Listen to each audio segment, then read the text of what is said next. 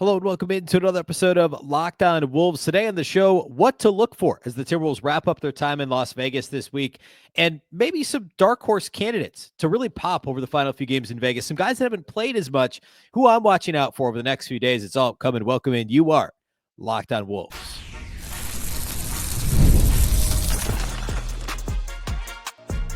You are Locked On Timberwolves, your daily Minnesota Timberwolves podcast. Part of the Locked On Podcast Network, your team every day.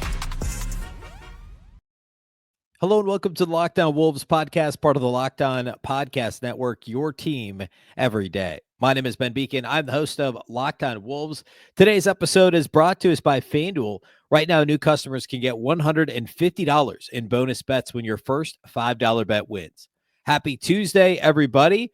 And happy game day. The Timberwolves are back at it again in Vegas today after the last couple of days off. We'll talk a bit about what's upcoming this week from a schedule standpoint. But the majority of the show today, I want to focus in on what we've seen so far and what that means about the upcoming few games in Vegas, what we're looking for from, yes, Timberwolves rotation guys from last year, Tristan Shannon, Rob Dillingham, both first-round picks last year, Jaylen Clark, and then the rookies this year, Joan Beringer, Rocco Zakarski. What are we watching over the next few games, and some potential dark horses for the Wolves, guys who maybe haven't played much, if at all, so far in Vegas through two games, and what we might expect from them, or guys that may pop over the next few days for the Vegas Wolves. That's all coming on the show today. First, though, a big thank you off the top for making Locked On Wolves your first listen every single day. Of course, this show is free and available everywhere.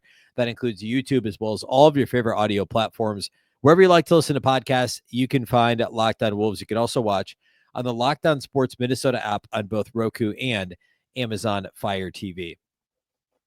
Okay, so the Timberwolves are 2-0 in Vegas. Yesterday on the show, if you missed it, Andrew Dukowitz from Zone Coverage was on, and we talked about his key takeaways, and I gave a couple of mine from the first two games in Vegas. Of course, the headline is not necessarily that the Wolves are 2-0, but they've been actually fairly dominant, and the guys who they've expected to play well have played well. As it turns out, the Wolves are starting 4 or 5 guys that actually were on NBA roster last year, and 3 guys in Tristan Shannon, Jaylen Clark, and Rob Dillingham, who all played rotation minutes for a team that went to the conference finals. They all saw the floor in non-garbage time in the playoffs. Well, I guess Dillingham, maybe not Dillingham. Tristan Shannon and Jaylen Clark both saw the floor in non-garbage time in the playoffs briefly, but they did. Of course, they're going to have an experience advantage over these teams that they're playing in Vegas. But individually speaking, how are each of these guys performing, and what are we looking for moving forward? Specific skills from each player that I want to key in on, not just like, hey, let's see if Tristan Shannon can go 20-plus for a third straight game, but specifically what to watch for from Tristan Shannon over the next few days. And that's where I want to start today. And actually, we could start there with Tristan Shannon because I think he's the one that has, to use a term I used a moment ago in the open, he's popped the most in the summer league because he scored 20+ in each game.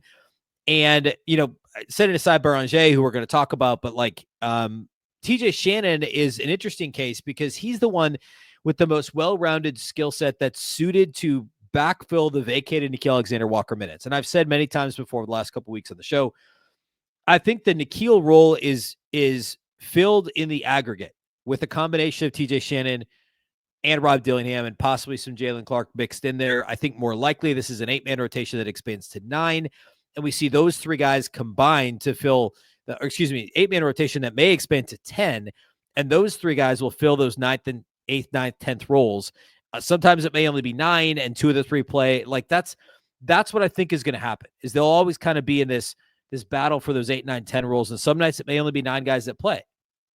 And, like again, last year it was 8 guys, right? I think this year it's at least 9, sometimes 10. And the combination of those 3 players are going to have an opportunity to fill it. But Tristan Shannon is more well-rounded than both Jaylen Clark and Jaylen Clark and Rob Dillingham. Why? Well, he's got more size, first of all. He's a better rebounder, in part because of the size. He's a more physical defender, certainly, than Rob Dillingham. He is a better shooter, at least in practice, than Jaylen Clark. I know Jaylen shot 43% from 3 last year in low volume, but you look at the college track record, and Tristan Shannon just is a better offensive player than Jaylen Clark. He's a better defensive player than Rob Dillingham. That's actually probably the easiest way to say it, right? He's better than Dillingham on defense. He's better than Clark on offense. And he could do a little bit of everything. The one thing that Nickeil Alexander-Walker could do that at least before Vegas, we didn't know if TJ Shannon could do, because he wasn't asked to do a ton of it at Illinois. He certainly wasn't asked to do it at all last year with the Wolves, is run the offense, play make for others, score even himself off the dribble a little bit. He didn't do a whole lot of that last year, although he certainly did it a bit at Illinois, but it wasn't like getting to the rack in the half court and creating necessarily at the rack. But through 2 games, at least in Vegas, we've seen that out of TJ Shannon. Game 1 against the Pelicans, TJ Shannon had 20 points on 14 shots. He was only 2 of 9 on threes, but he was 4 of 5 on twos. He got to the line 6 times, made all his free throws, and most surprisingly, had 9 assists to 3 turnovers in 31 minutes in that game. The 9 assists to 3 turnovers are what really stands out. Because, again, he's not a point guard, and neither was Nickeil Alexander-Walker, but he played one on TV, right? Chris Finch needed him to play the backup point guard role for Minnesota the last year plus, really. And, he did okay with it. It wasn't my favorite. Chris Finch was comfortable with it, and it worked to the extent that it worked, right? Like, they got to the conference finals. It sometimes the when Mike Conley was off the floor, like, it was a bit of the devil you know versus the devil you don't, right? When Mike Conley was on the floor, the Wolves offense was better overall, but there were obvious problems with Mike Conley because other teams knew he wasn't a threat to score off the dribble. He wasn't willing to put the ball on the floor, and defensively, at times, depending on the matchup, he could get beat. Like, teams would hunt him, especially in the playoffs. I say he's obviously still on the team and will likely still start, at least at the beginning of the year. But Nickeil presented different problems. The offense didn't run as smoothly when it was running through Nickeil Alexander-Walker. Well, the defense was better when Nickeil was on the floor versus Mike Conley. The offense was not as consistent, not as smooth, and it was really only as effective when they were running a lot. With no Nickeil Alexander-Walker, can TJ Shannon play that role? And I didn't think he was going to pass as well as Nickeil. And obviously, jury's still out. We're talking about Summer League. But he had 9 assists, 3 turnovers in the first game. Second game, it was a bit more of a high-volume scoring night, 24 points on 19 shots. And again, just 5 of 14 from 3. But he was 3 of 5 on 2, got to the line 4 times. So overall, look at these 2 games together. Okay, overall, he's got 12 assists to 3 turnovers across 2 games. Terrence Shannon Jr. does. He's 9 of 10 from the free throw line. And while I've said all along, he's a high volume 3-point shooter with very good range, and that's exactly what we've seen. He's 7 of 23 from outside the arc, which is not a great number.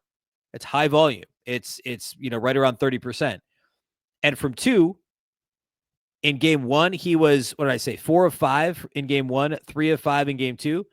So he's 7 of 10 from 2-point range. He's 70% on twos. He's around 30% on threes, and he's 9 of 10 at the free throw line, with a 12-3 assist to turnover through 2 games. That's a pretty exciting line for TJ Shannon through 2 games. Now, is he a backup point guard? No. Was Nickeil Alexander-Walker? No. I would still say, as of right now, Nickeil was obviously better at doing that, at managing that role than TJ Shannon, at least at this point, that we're comfortable with him doing. But he's no doubt been given a challenge by the Timberwolves coaching staff to show that he could facilitate a little bit. And I think we've seen him do that. He's looked more decisive and, I would say, efficient with his passing. I don't think there's any question about that, than Rob Dillingham, who is a point guard. I mean, and Dillingham's been okay. We'll talk a little bit about him here in a second, but overall between the 2 games, I mean, Rob's got 15 assists, but he's also got 11 turnovers. So you got 12-3 for TJ Shannon, 12-3 assists to turnover for TJ Shannon, and 15-11 Rob Dillingham. We're talking 2 games. It's not the cleanest thing. It is Summer League basketball. I get it. But that's what we have to go off of right now. So what am I watching for the rest of this week? I'm looking for TJ Shannon to continue that same momentum when it comes to distributing the basketball. Now, game 2, he only had 3 assists. Can we see that number tick up a little bit again? Can we see him make, and it's not because he's setting the offense up and running pick and rolls consistently. It's he's making that read and react decision and making the correct decision more often than not. He's making quick decisions in the open floor. It's a headman pass ahead. It's a drive and kick in the open floor. Whatever that, it's ripping down a rebound, going, and then, drive and kick or headman ahead or, whatever. That has been really encouraging to see out of TJ Shannon. That's the one element to this well-rounded game that I talked about a moment ago that we don't really know if he has, because he hasn't been asked to do it and he's not a point guard. But if he can do that stuff, he stands to gain the most from the absence of Nickeil Alexander-Walker because of the defensive piece he already has. If you want to backfill those defensive minutes, those minutes on that end of the floor that were effective, you're not going to get that from Rob Dillingham. You're going to get that from Jaylen Clark, but not at that size and not with the offensive upside. So again, the best of both worlds for TJ Shannon. And I think he's done that so far. We're looking to see over the final 3 scheduled games so far in Vegas if that continues. I want to talk next about, the rookies, especially Joan Beringer. I want to talk about Dillingham, Jaylen Clark, and a couple of kind of dark horse guys to look out for. We'll do all that here next. Today's episode of Locked On Wolves is brought to us by our friends at FanDuel. Summer sports are in full swing, and whether you're all about baseball under the lights, golf on the green, or high-stakes soccer action, FanDuel is the best way to make every game even more exciting. Did you get in on the home run derby action last night? Byron Buxton got to the second round. I thought O'Neal Cruz would win. He got knocked out in the semis, but it's fun to watch nonetheless. All-Star game tonight. Tons of awesome action later this week in other sports. Again, soccer, you got WNBA, golf, etc. It's all out there. You're already following the action for all these sports. Why not make it a little more thrilling? With FanDuel, you can get in on the game while your friends are getting sunburned at the beach. You can use FanDuel to track your favorite matchups, and the app will keep it fresh with new daily promotions and fun ways to bet. It is easy to use, fast to pay out, and makes even regular season games feel like must-watch events. Maybe you're placing a same-game parlay, or you just want to watch your bet right into the ninth inning. FanDuel will make it feel like you're part of the action. New to FanDuel, new customers can bet just $5 and get $150 in bonus bets if your first bet wins. Open the FanDuel app today or visit FanDuel.com to get started.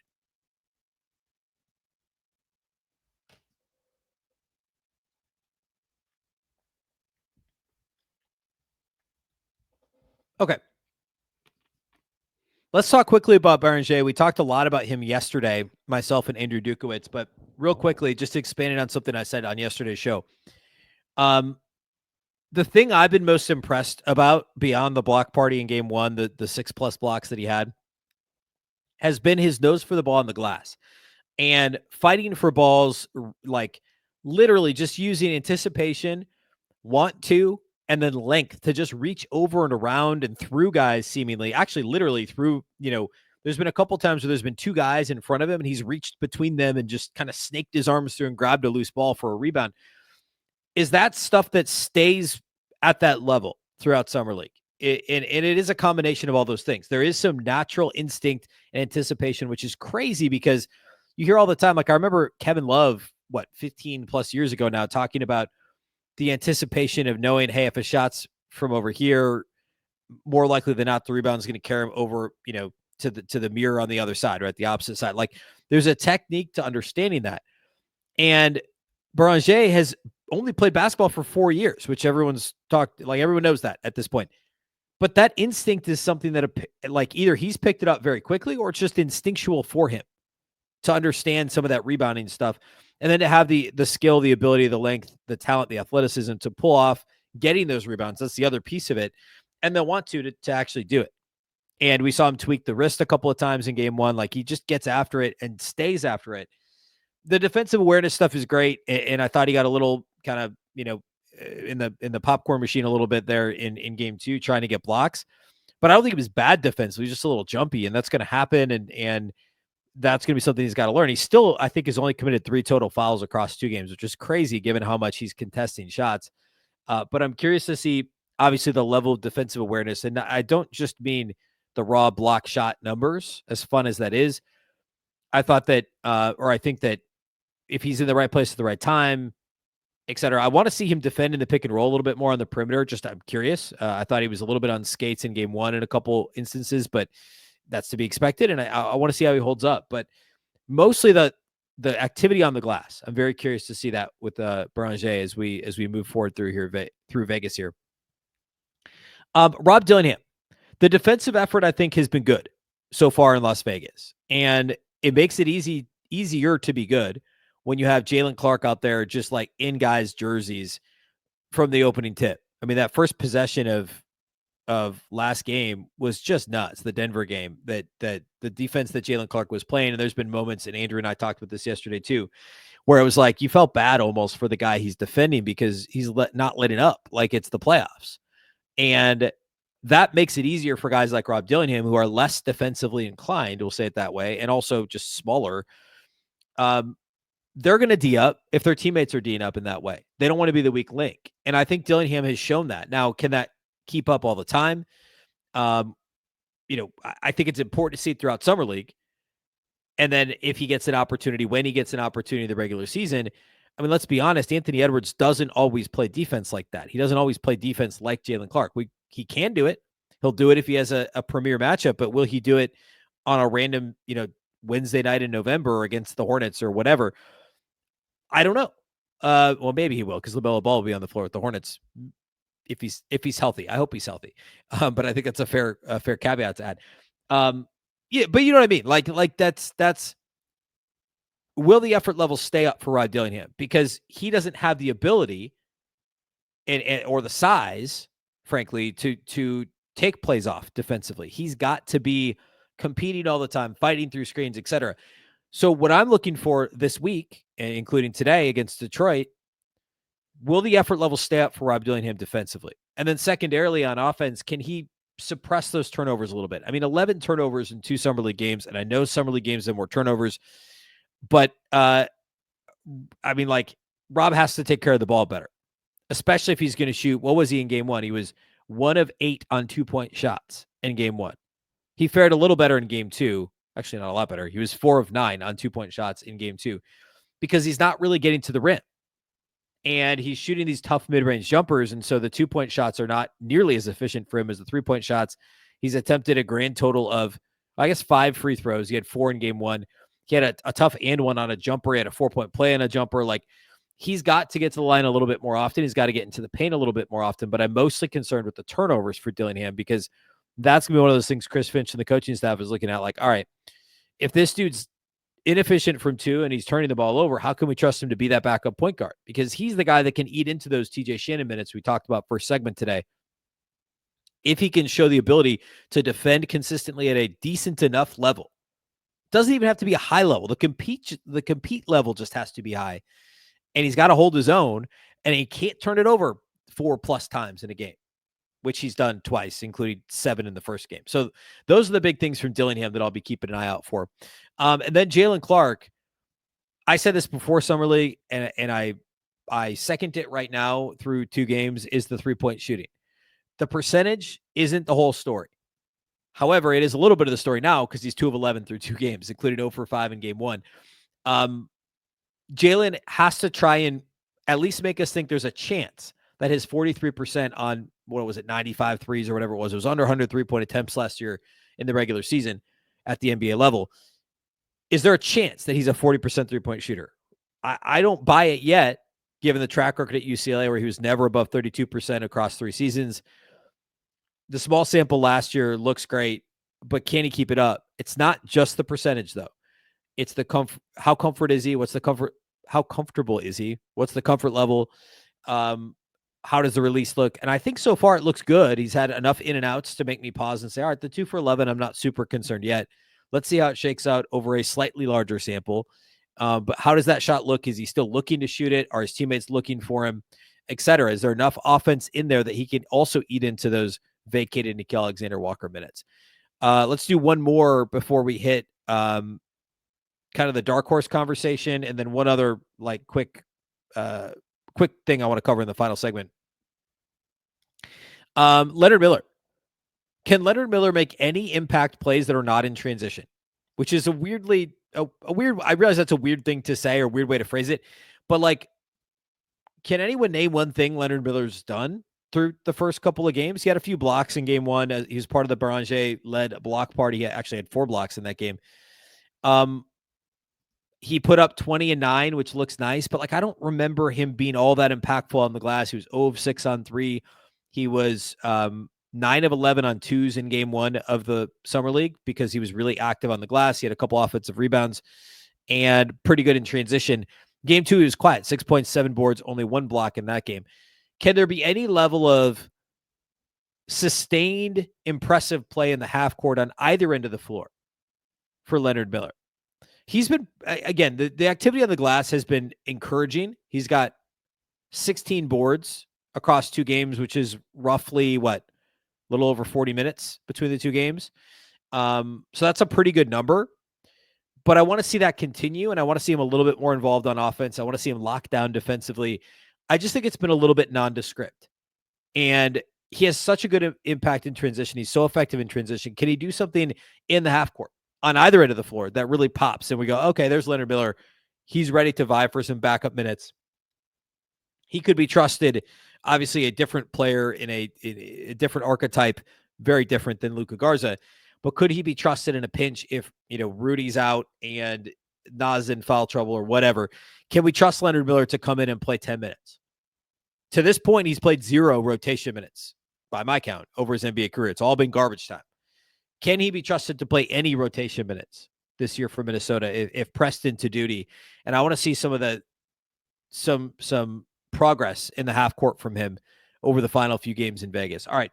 A couple more, and then dark horse, and then continuity rankings at NBA.com. I want to mention that here at the end of the show. I thought this was an interesting, it's not really I think it's kind of a stat, an interesting article at NBA.com. So we'll finish today's show with continuity rankings and dark horses over the final few games. It's all upcoming here next. Today's episode of Locked On Wolves is brought to us by our friends at Hungryroot. Let's be honest, meal planning and grocery shopping can be overwhelming. Between busy schedules, picky eaters, and trying to eat healthy, it is a lot, and that's why I love Hungryroot. They take the stress out of planning by filling your cart for you with personalized groceries and meal options based on what you like and need. Hungryroot uses their smart cart technology to recommend groceries, recipes, and even supplements tailored to your preferences. Whether you're dairy-free, gluten-free, focused on gut health, or just trying to eat better, Hungryroot has you covered. I'm busy, just as I'm sure you are. So much stuff going on, whether or not it's no matter what time of year, honestly, but all over the place in the summer. It's super easy to just not waste time at the grocery store or not stress about what's for dinner if you use Hungryroot, because Hungryroot can have it figured out for you in advance. And also, if you're trying to stick to nutrition goals, trying to get healthy for the pool, the lake, the beach, whatever in the summer, without giving up flavor or convenience, again, convenience, time management, it's all important. Use Hungryroot. It's a great option for all of the above. Take advantage of this exclusive offer. For a limited time, get 40% off your first box plus a free item in every box for life. Go to hungryroot.com/LockedOnNBA and use the code LockedOnNBA. That's hungryroot.com/LockedOnNBA, code LockedOnNBA to get 40% off your first box and a free item of your choice for life.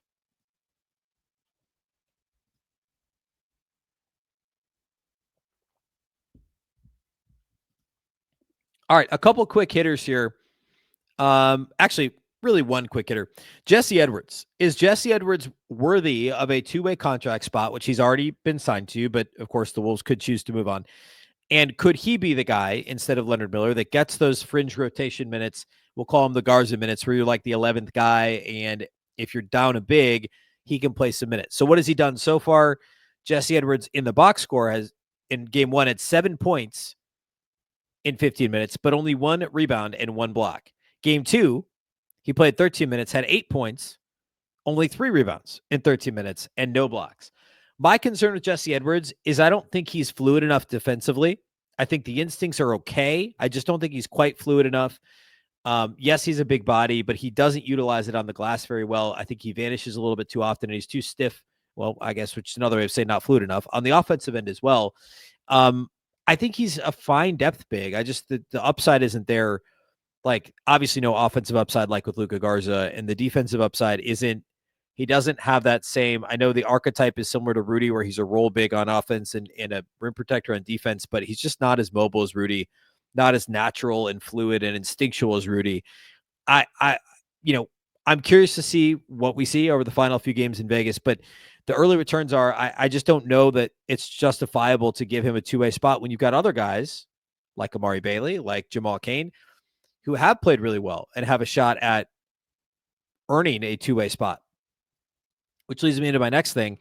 Andrew and I talked about on yesterday's show, Tristan Newton. Andrew seems to think, or doesn't seem to think, he does think, he said this on the show, that Tristan Newton is looking for a guaranteed contract from the Wolves or from someone else. Remember, he has not signed the 2-way qualifying offer the Wolves extended to him yet as of now, Jesse Edwards and rookie second-round pick Rocco Zakarski have signed two-way deals. The Newton one remains unsigned. Remember, last year he was with the Pacers on a two-way. They let him go, and the Wolves, I believe, claimed him off waivers at the time and put him on a two-way. So Tristan Newton is trying to find a full a guaranteed deal somewhere. He's been a little underwhelming. He was better in game 2 than he was in game 1. At least he showed up a little bit in his 19 minutes in game 2. He had 12 points on 4 of 11 shooting, but he was only 3 of 8 on 3. He was 1 of 3 on 2. Like, it still wasn't a super efficient performance. 12 points on 11 shots. And Amari Bailey and Jamal Cain, to me, have both been more impressive. I think Amari Bailey's better defensively, more consistent at least than Tristan Newton.